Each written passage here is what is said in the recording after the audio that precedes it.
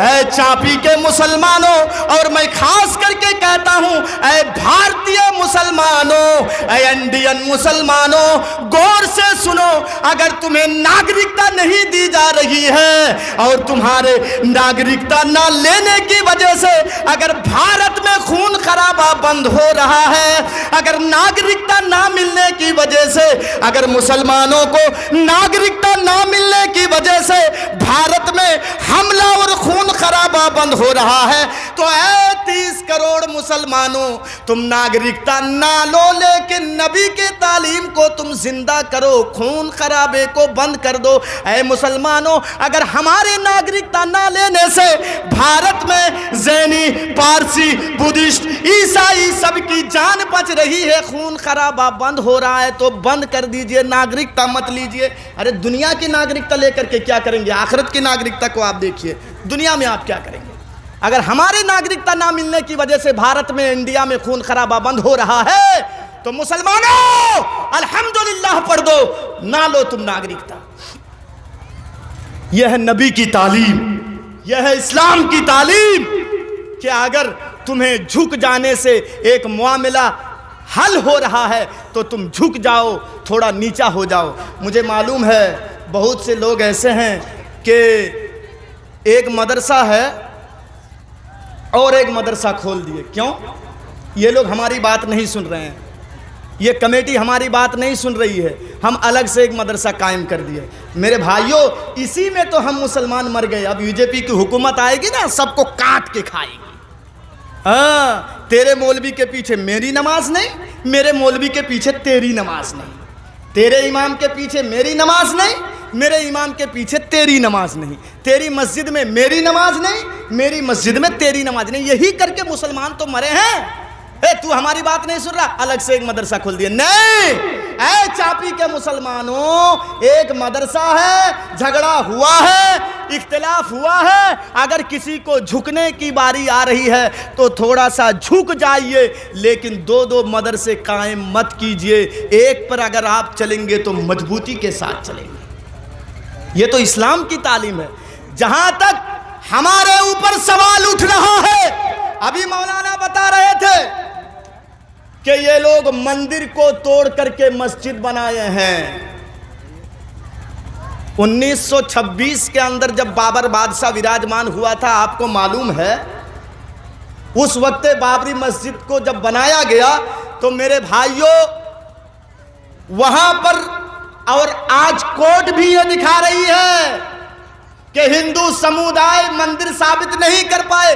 जहां तक हमारे ऊपर दाग और धब्बा लग रहा था कि मुसलमान मंदिर तोड़ करके मस्जिद बनाए हैं, ये दाग धब्बा हमसे धुल गया है। इतिहास उठाइए, मुसलमान तोड़ते नहीं हैं बल्कि मंदिरों को, मस्जिदों को, गिरजाखानों को आबाद करते हैं, आबाद। इस्लाम इसकी तालीम नहीं देता है। देखिए, सुनिए, हजरत उमर रदी अल्लाह ताला अन्हु अमीरुल मोमिनीन, हजरत उमर चीफ मिनिस्टर है, हजरत उमर अमीरुल मोमिनीन है। ऐ चापी वालों गौर करके सुनो, और भारत के 100 करोड़ मेरे हिंदू भाइयों, भारत के जैनी भाइयों, भारत के बुद्धिस्ट भाइयों, भारत के पारसी भाइयों, सुनो, इस्लाम कभी भी ये तालीम नहीं देता है कि दूसरे धर्म की इबादत खानों को तुम तोड़ दो और अपनी इबादत खाना तुम कायम कर दो। ये तालीम नहीं देता है। हजरत उमर, गौर से सुनिएगा, यरूशलेम की तरफ जा रहे हैं, गौर से मेरी बात को सुनिएगा, यरूशलेम की तरफ जा रहे हैं। पहले यहूदियों की बस्ती आएगी, उसके बाद ईसाइयों की बस्ती आएगी, उसके बाद यरूशलेम आएगा, बैतुल मुकद्दस में आप जाएंगे। यहूदी की बस्ती पहले आई। यहूदियों ने एक साजिश, एक चाल चली। ऐ चापी वालों, अब गौर से सुनना, मैं एक एक बात को सिस्टम से आपके सामने रख रहा हूं। कौन कहता है कि इस्लाम ये तालीम देता है कि अगर तुम्हारी मेजॉरिटी ज्यादा है, तुम अगर ताकत में हो तो दूसरों की इबादत खाने को तोड़ दो? इस्लाम इसकी तालीम नहीं देता है। गौर से सुनो, गौर से सुनो। ईसाइयों ने, यहूदियों ने एक चाल चली। कि हजरत उमर और उनके साथी इस रास्ते से आएंगे तो हम उनके दिलों से ईमान को निकाल लेंगे। कैसे? उन लोगों ने अपनी लड़कियों को दाव पेच में लगा दिया, नंगे कपड़े पहना करके, आधा कपड़ा पहना करके गंदे गंदे बेहुदा अशार उन लड़कियों को सिखा दिए और सिखाने के बाद उनको अपने छतों पे बैठा दिए।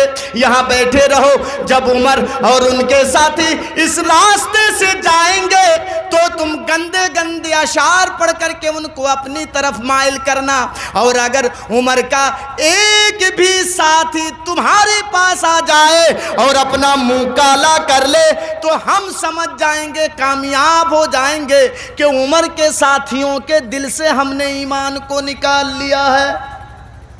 चापी के मेरे भाइयों, आपका जलसा भी इससे महफूज नहीं है। यही चाल चली जाती है। दुनिया की जब सारी ताकतें लगा करके किसी को बदनाम नहीं किया जाता है, नहीं गिराया जाता है, तो सबसे आखिर में एक ही हथियार है और वो है लड़की। इसके दाव पेच में अगर आप फंस गए ना तो इतना गिरेंगे कि उठने का नाम ही नहीं लेंगे आप।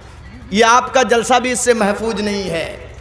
देखिए कैसे कैसे ड्रेस पहन करके आई है आपका जलसा भी महफूज नहीं है इससे। अल्लाह अकबर। मैं किस पर बोलूं और किस पर ना बोलूं मेरे भाइयों।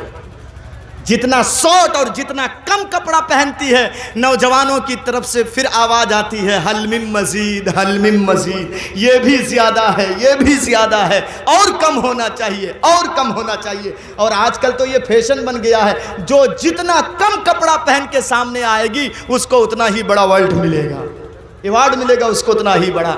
मेरे भाइयों सुन लीजिए, एक मैं उसूल और कानून आपको बता के जा रहा हूं, थोड़ा सा गौर से सुनिएगा। जो लड़की जितना कम कपड़ा पहनती है, फिर से सुनिए, जो लड़की जितना कम कपड़ा पहनती है, फिर से सुनिए, नबी एक एक बात को 3-3 मर्तबा कभी कभी दोहराते थे। जो लड़की जितना कम कपड़ा पहनती है, ऐ चापी वालों सुनो, समझ लो कि वो उतने ही बड़े बाप की बेटी है, उतने ही अमीर बाप की बेटी है। और सुनो, मैं नहीं मानता कि वो अमीर बाप की बेटी है। दौलत का खजाना है उसके बाप के पास, बिल्डिंग है उसके बाप के पास, 40 और 50 बीघा जमीन है उसके बाप के पास, लेकिन उनके दौलत मेरे जूते के पांव के नीचे मेरे भाइयों नहीं मानता। ये फटीचर बाप है जो अपनी लड़की को 5 मीटर कपड़ा भी नहीं पहना सकता है। काहे का तू अमीर बना है बे? 5 मीटर कपड़ा तू अपनी लड़की को नहीं पहना सकता? सुनिए, बात आगे बढ़ गई है, मेरा मौजू नहीं है।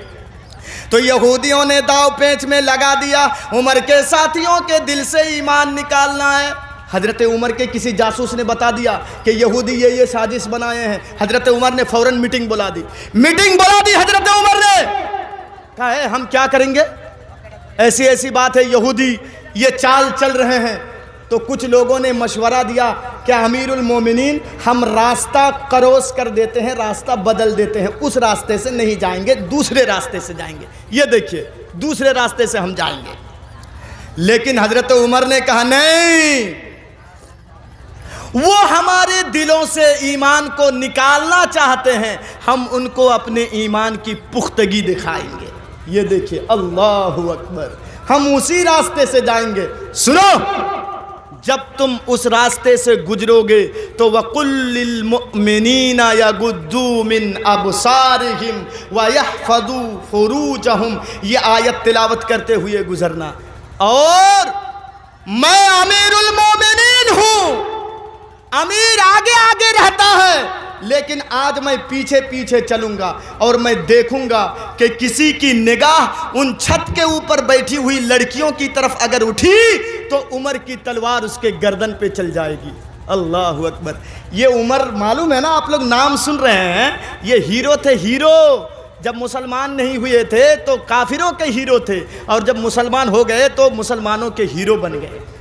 मक्के में मुसलमान छुप छुप के नमाज पढ़ते थे डर के मारे, छुप छुप के नमाज पढ़ते थे, कुरान की तिलावत करते थे। जब हजरत उमर मुसलमान हो गए तो हजरत उमर ने कहा, अल्लाह के रसूल ये कैसी बात है, हम इबादत करेंगे, नमाज पढ़ेंगे, कुरान पढ़ेंगे तो छुप छुप करके, चलिए आप इमामत की जगह पे खड़े होंगे, आप इमामती करेंगे, पीछे आपके मुक्तदी खड़े होंगे, सहाबाए किराम खड़े होंगे, मैं तलवार लेकर के मैं ड्यूटी करूंगा, देखूंगा, चक्कर लगाऊंगा, किसके बाप की हिम्मत हो रही है कि मुसलमानों को रोक दे। ये थे हीरो मुसलमानों के। सुनिए, हजरत उमर ने सिखा दिया ऐसे करना है। उमर और उमर के साथी निकल करके जाने लगे और जब यहूदियों के बस्ती के पास पहुंच गए तो उसी तरीके से जिस तरीके से यहूदियों ने अपनी लड़की को सिखा दिया था कि ये गंदे गंदे अशार पढ़ करके तुम उनको अपनी तरफ माइल करना, अपनी तरफ बुलाना, ये लोग गंदी गंदी अशार जब पढ़ने लगी, उमर और उमर के साथी जब उस रास्ते से निकलने लगे तो हजरत उमर ने कहा, ऐ साथियों इब्दाउ शुरू कर दो। सहाबाए किराम कुरान की तिलावत जोर जोर से करने लगे। वकुल्लिल मोमिनीन यगुद्दू मिन अबसारिहिम वयहफदू फुरूजहुम। ये आयत तिलावत करते करते आगे निकल गए। किसी की नजर उस छतों में पड़ी हुई लड़कियों की तरफ नहीं उठी। जब लड़कियों ने देखा, हाँ उमर के साथी तो इधर माइल ही नहीं हुई, तो ये लोग फुल कपड़ा पहन करके, चादर ओढ़ करके पीछे से जाती और कहती हैं, ऐ अमीरुल मोमिनीन, उमर और उमर के साथियों सुनो, तुम अपने माँ बहन की असल में इज्जत करने वाले और माँ बहन की इज्जत की हिफाजत करने वाले असल तुम हो। ये मेरे माँ बाप हैं जिन्होंने कम कपड़े पहना करके और गंदे गंदे अशार सिखा करके हमको दाव पेच में लगा दिया था। नहीं नहीं ऐ अमीरुल मोमिनीन, हमको भी इस्लाम के अंदर एंट्री कर लीजिए, हम भी मुसलमान होना चाहते हैं और हमें अपनी ज़ौजियत में ले लीजिए। हजरत उमर ने कहा, ऐ मेरी कौम की बेटियों सुनो, हम यरूशलेम की तरफ जा रहे हैं, कौम की बेटियों यहीं पर रहो। कलमा पढ़वाया हजरत उमर ने, मुसलमान हो गई और का इंतजार करो, हमारी लौटने का इंतजार करो, जब हम उधर से आएंगे तो हम तुम्हारे निकाह और शादी ब्याह का हम बंदोबस्त कर देंगे, इंतजार करो यहीं पर। आगे बढ़ गए हजरत उमर, यहां से बच के निकल गए। देखिए अब दूसरा मसला सामने पेश आता है। यहूदियों के पास से निकल गए, ईसाइयों के बस्ती में पहुंच गए। इत्तेफाक से जब ईसाइयों की बस्ती में पहुंचते हैं, जोहर की नमाज का टाइम हो जाता है। हजरत उमर ने कहा, एक काम करो, सब कोई वजू बनाओ और वजू बनाने के बाद यहीं खाली मैदान में चलो, हम जोहर की नमाज पढ़ लेते हैं। गौर से सुनिएगा, बात तो अभी आएगी, वाकया बहुत लंबा है। चलो वजू बनाओ, नमाज पढ़ेंगे। एक ईसाई आया गिरजे से और कहने लगा, अमीरुल मोमिनीन, हमारी गिरजे में आप नमाज पढ़ लीजिए, इजाजत है, परमिशन है। हजरत उमर ने कहा, कैसी बात कर रहे हो? जिस घर में मूर्ति हो, तस्वीर हो, वहां हमारी नमाज नहीं होती है, हम तेरे गिरजे में कैसे नमाज पढ़ेंगे हम जा करके? उस ईसाई ने कहा, अमीरुल मोमिनीन, आपने कोई नई बात हमको नहीं बताई है। हमें मालूम है कि जिस घर में तस्वीर होती है, मूर्ति होती है, मुसलमानों की वहाँ नमाज नहीं होती है। इसीलिए हमने जीसस की मूर्ति को, ईसा मसीह की मूर्ति को हमने वहाँ से हटा दिया है और हमने अपने गिरजे को गंगा के पवित्र जल से धोकर के हमने साफ कर दिया है। पाक चटाइयाँ हमने बिछा दी हैं। अब तो एतराज नहीं है, नमाज तो पढ़ेंगे। हजरत उमर ने कहा, अब एतराज नहीं है, ठीक है, हम तुम्हारे गिरजे में नमाज पढ़ लेंगे। ऐ भारत के कानून बनाने वालों सुनो,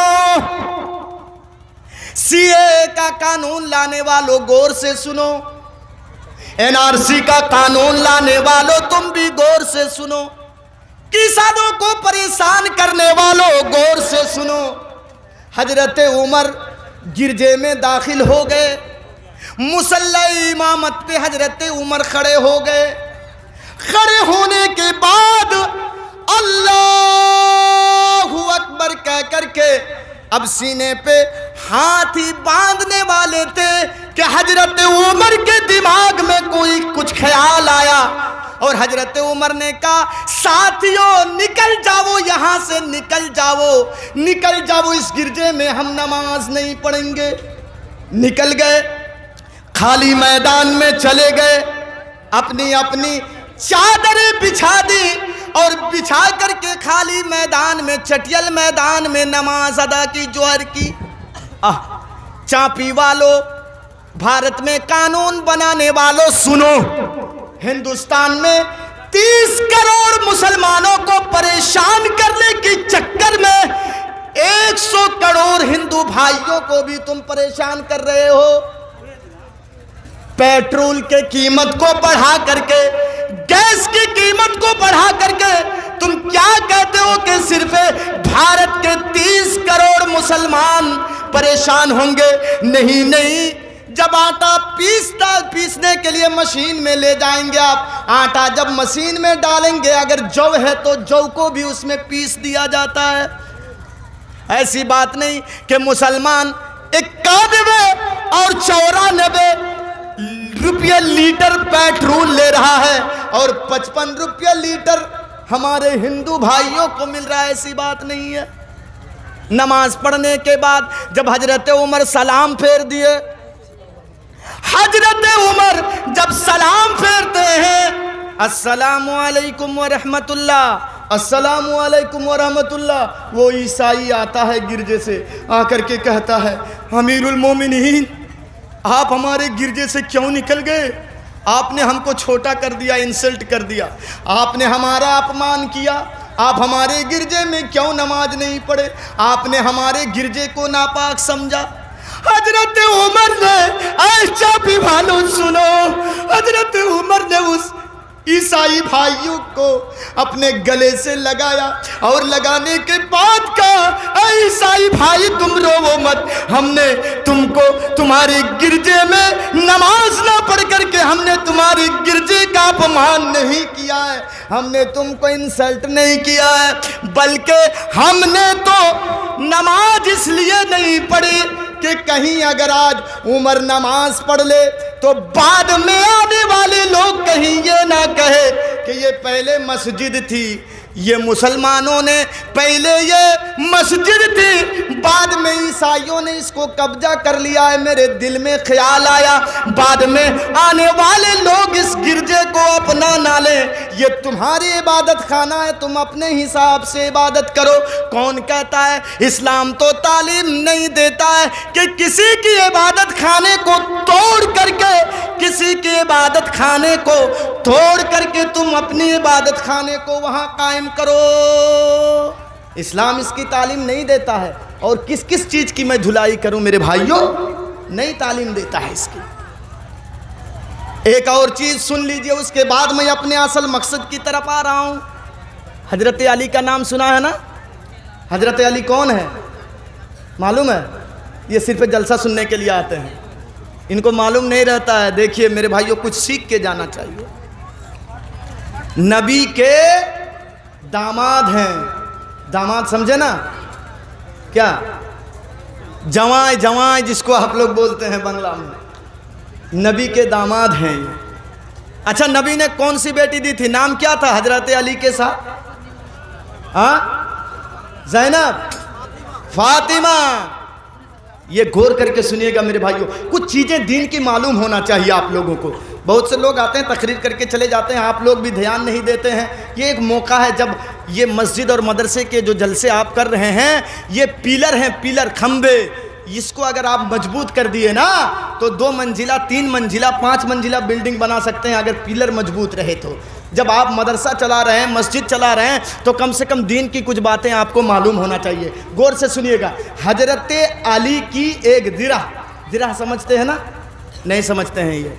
ये लोहे का होता था, कुर्ता, कुर्ता समझ लीजिए, लोहे का, उसको पहन लेते थे और जंग के मैदान में लड़ने के लिए चले जाते थे, ताकि अगर तीर कोई मारे, तीर चलाए तो अंदर नहीं आएगा, पैर में लग जाएगा तो उसको निकाल देंगे, उससे मौत नहीं होगी। लेकिन सीने में अगर लग जाए तो इंसान मर जाएगा। तो वो लोहे के कुर्ता टाइप का होता था, उसको सहाबाए किराम पहनते थे। तो हजरत अली का वो कुर्ता लोहे का गायब हो गया। 6 महीने के बाद, गौर से सुनिएगा, 6 महीने के बाद एक दुकान पे हजरत अली देख रहे हैं कि ये ज़रा तो मेरी है। वो कुर्ता देख रहे हैं वहीं पे रखा हुआ है। तो जाकर के हजरत अली देखने के बाद कहते हैं, भाई ये आपको कहाँ से मिली? कहा ये मेरा है। कहा नहीं नहीं, ये मेरा कुर्ता है, आपका नहीं हो सकता है। कहा बारे, आप अमीरुल मोमिनीन हैं, इसका मतलब किसी दूसरे की चीज को आप अपनी चीज कह ले और मैं दे दूंगा।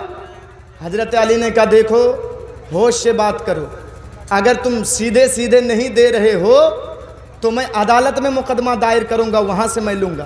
कहा ठीक है, अगर ले सकते हो तो अदालत में मुकदमा दायर कर दो।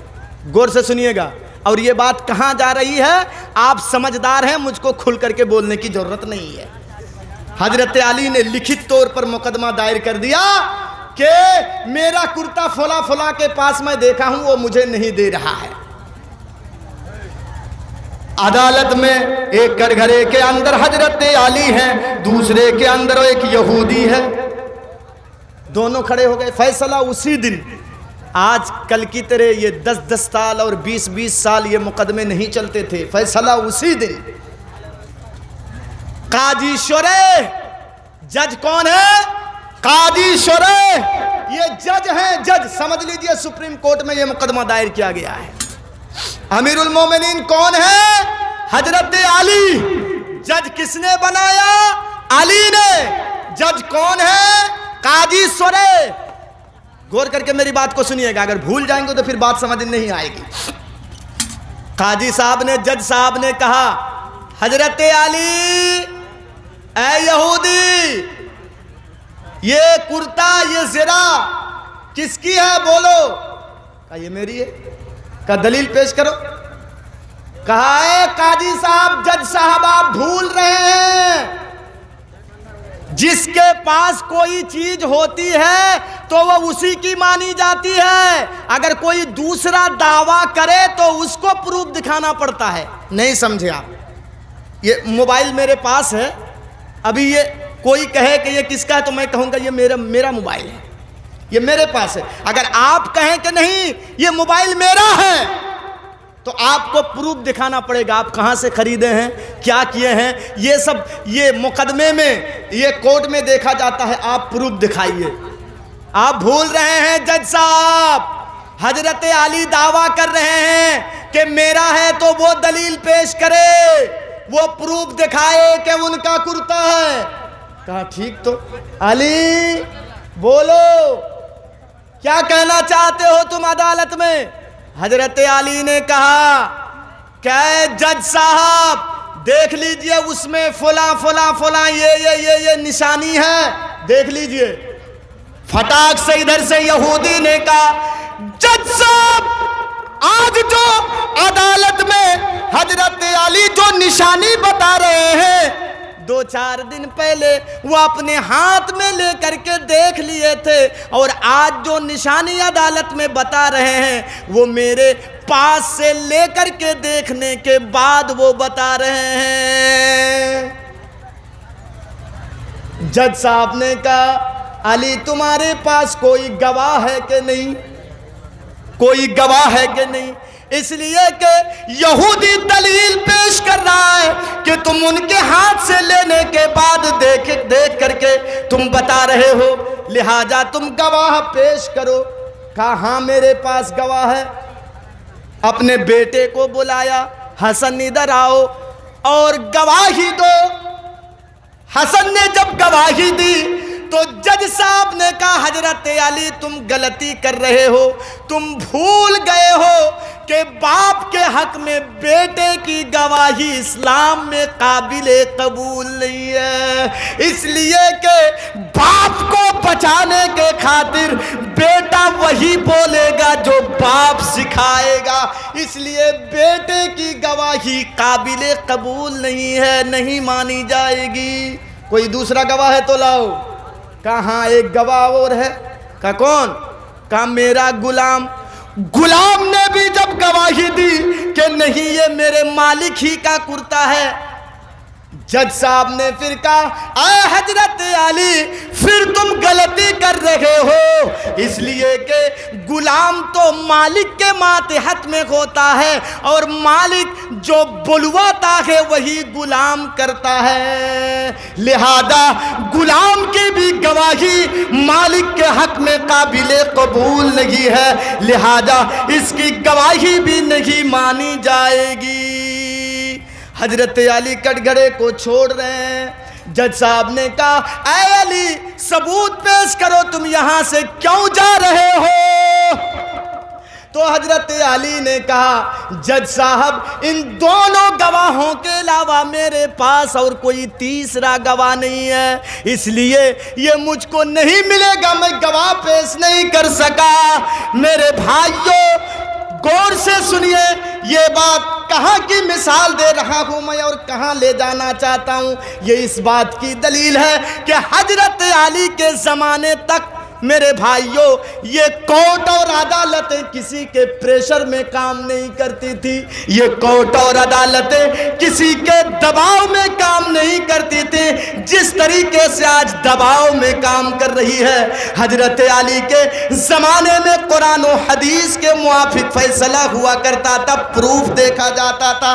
मुसलमानों तुमने सारे प्रूफ और सबूत पेश करने के बावजूद भी ये बाबरी मस्जिद तुमको नहीं मिली।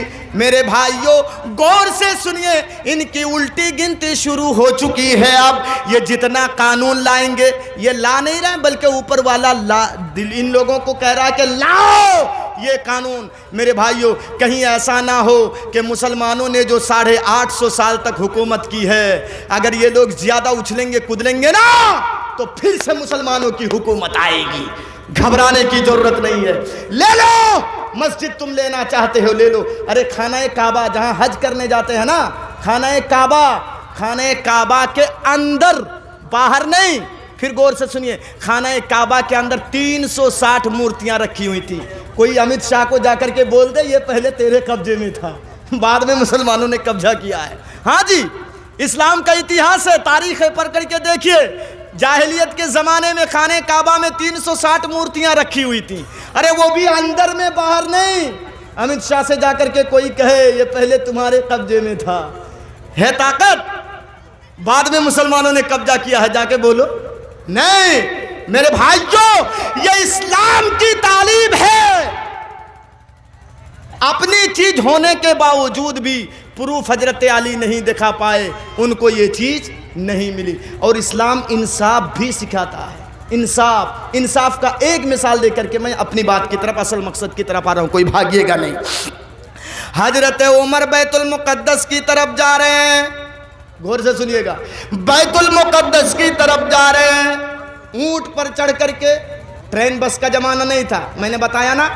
तो फैसला हुआ कि 1 मील तुम पैदल चलो, मैं ऊंट के ऊपर बैठूंगा, और 1 मील तुम ऊंट के ऊपर बैठोगे, मैं पैदल चलूंगा ऊंट को पकड़ करके। ये मामला हुआ, बारी बारी मुकर्रर कर दिए। नसीब देखिए, बैतुल मुकद्दस पहुंचने में अभी 1 मील का फासला है। हजरत उमर को ऊंट से नीचे आने की बारी आ गई, गुलाम को ऊंट के ऊपर बैठने की बारी आ गई। हाँ हाँ मुसलमानों, कितने वाक़यात मैं आपको इतने से दिखाऊं। नसीब देखिए, बैतुल मुकद्दस जैसे नजर आ रहा, अभी 1 मील बाकी है, गुलाम को ऊंट के ऊपर बैठने की बारी आ गई। हजरत उमर को ऊंट की रस्सी पकड़ने की बारी आ गई। हजरत उमर ऊंट पे बैठे हैं। हजरत उमर कहते हैं मेरे गुलाम असलम, रुक रुक, ऊंट को रोको, तुम चढ़ो मैं पैदल चलूंगा। हजरत कौन कह रहे हैं? हजरत उमर, ये गुलाम असलम कह रहा है, उमर बैठे रहिए, अमीरुल मोमिनीन बैठे रहिए, ये जनाजा निकल जाएगा, आपकी इज्जत का जनाजा निकल जाएगा। ये लोग देखेंगे कि अमीरुल मोमिनीन हैं, प्रधानमंत्री हैं, आ रहे हैं मुसलमानों के अमीर, और आप पैदल चलेंगे, मैं ऊंट के ऊपर बैठूंगा। नहीं नहीं नहीं, आप बैठे रहिए। कहा असलम, रोको ऊंट, तुम्हारी बारी है, तुम बैठो। कहा नहीं नहीं, मैं अपनी बारी आपको दे रहा हूं। आप अगर नीचे आ गए, मैं ऊंट के ऊपर बैठ गया तो आपकी इज्जत का जनाजा निकल जाएगा। आए रे चापी वालों सुनो, हजरत उमर ने क्या जवाब दिया, ऐ असलम अगर मैं बैठा रहूं और तुम पैदल चलो तो उमर का जनाजा निकल जाएगा। हाँ हाँ, अगर तुम बैठो और उमर पैदल चल कर के जाए तो क्या कहते हैं, उमर का जनाजा निकल जाएगा। लेकिन अगर उमर बैठा रहा और तुम ले करके चलोगे ऊंट को पकड़ करके तो इस्लाम का जनाजा निकल जाएगा। उमर का जनाजा निकल जाता है तो निकल जाने दो, लेकिन इस्लाम का जनाजा नहीं निकलना चाहिए। चलो तुम बैठो, मजबूर कर दिया हजरत उमर ने। असलम ऊपर बैठ गए।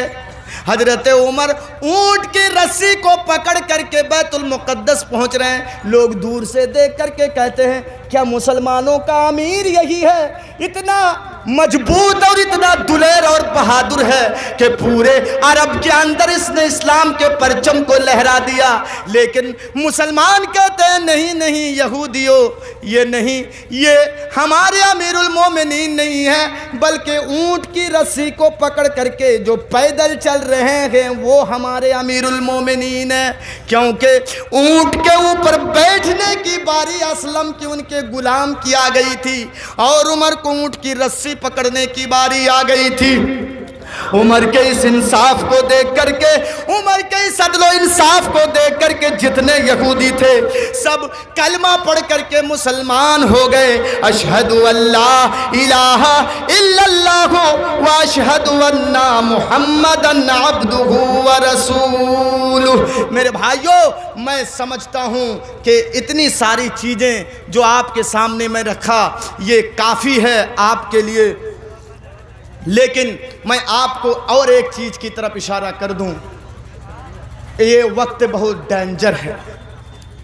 मस्जिद, मदरसे ये हमारे मजबूत पिलर हैं, पिलर हैं।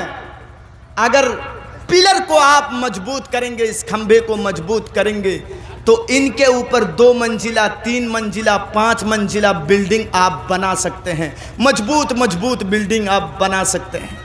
लेकिन अगर तुम आपस में लड़ोगे चापी वालों, एक से जायद मदरसे तुम खोलोगे, एक से जायद मस्जिदें तुम बनवाओगे, एक से जायद सरदार तुम बनाओगे, एक से जायद इमाम तुम बनाओगे, तो चापी वालों वो वक्त दूर नहीं है कि रोहिंग्या मुसलमानों की तरह काटा जाए मुसलमानों को।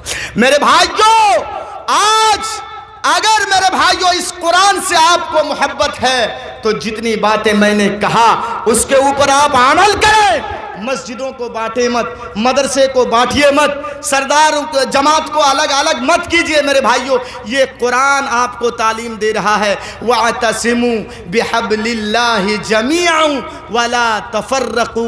अल्लाह की रस्सी को यानी कुरान को, हदीस को मजबूती से आप पकड़िए और आपस में इख्तिलाफ मत कीजिए। मेरे भाइयों, क्या है इस कुरान के अंदर, क्या है कि आज पूरी दुनिया इसके पीछे पड़ी हुई है मुसलमानों को बर्बाद करने के लिए। आखिर इस कुरान में है क्या कि आज पूरी दुनिया इसके ऊपर पड़ी हुई है कि मुसलमानों का धार्मिक ग्रंथ ये कुरान है, इसके अंदर जिंदगी गुजारने के कानून लिखे हुए हैं, आज इसके पीछे पड़े हैं। मेरे भाइयों, बताइए तो आप, अगर इस कुरान के ऊपर आंच आए, इस कुरान के ऊपर अगर कोई उंगली उठाए तो है चापी वालों, कितने भाई हैं कि इस कुरान को बचाने के लिए, खून देने के लिए तैयार हैं? हाथ उठाइए तो कितने भाई हैं? अल्लाहु अकबर। हाथ उठाइए मेरे भाइयों, हाथ नीचे कीजिए। माशाअल्लाह, वाकई आपको कुरान से मोहब्बत है, वाकई आपको हदीस से मोहब्बत है कि अगर थोड़ा सा इस कुरान के ऊपर आंच आ जाए तो आप अपना खून देने के लिए, आप अपना माल देने के लिए तैयार हैं। तो मेरे भाइयों, मैं आपसे खून नहीं मांग रहा हूं, मैं खड़ा हो रहा हूं मेरे भाइयों इस कुरान के खातिर, इस मदरसे के खंबे को, इस मस्जिद के खंबे को मजबूत, ये मदरसा जो एक खंबा है इस खंबे को मजबूत करने के लिए, ये मस्जिद जो एक खंबा है इसको मजबूत करने के लिए आपने हाथ उठाया है। कोई भागिएगा नहीं, कोई नहीं भागिएगा। मैं आपसे 10,000 20,000 नहीं मांग रहा हूं, कोई नहीं भागिएगा। और एक चीज सुनिए, कोई खाली हाथ नहीं चाहिएगा। भागिएगा तो नहीं, आपने हाथ उठाया है, मोहब्बत है, भाग गए तो मुनाफिक की अलामत, एक अलामत आपके अंदर पाई जाएगी। इसलिए कि आपने वादा किए कि हाँ मोहब्बत है और वादा खिलाफी करके भाग जाएंगे तो मुनाफिक की एक अलामत आपके अंदर पाई जाएगी। चापी वालों, इस मदरसे के पिलर को मजबूत करने के लिए मुझे मालूम है, वो मौलाना का नाम क्या है, सबसे पहले आए थे अब्दुल हन्नान मौलाना आए थे, वो चंदा किए, आपने उनको ऊपर वाले जेब से, नीचे वाले जेब से, पीछे वाले जेब से, हर जेब से आपने निकाल के दे दिया है। आप लोग कहते हैं चतुर्वेदी लोग और ये उर्दू मुकर्रिर चंदा नहीं करते हैं। अरे अंदर से देखिए, मौलवी जर्जीस को भी चंदा करवा रहे हैं लोग। ये अलग बात है कि वो इंटरनेशनल फकीर है, बोलता नहीं है, और हम लोग थोड़ा उससे नीचे फकीर हैं, हम लोग हाथ फैला देते हैं। वो ऐलान से करके बैठ जाता है कि मैं यहाँ बैठ रहा हूँ, देखूँ कितने लोगों को मुझसे मोहब्बत है, मदरसे से मोहब्बत है, मस्जिद से मोहब्बत है, ये हमारे हाथ में दे रहे हैं कि नहीं। तो वो इंटरनेशनल फकीर हैं और हम उनसे थोड़ा और छोटे फकीर हैं, इसलिए कि वो हाथ नहीं फैलाते, हम हाथ फैला देते हैं।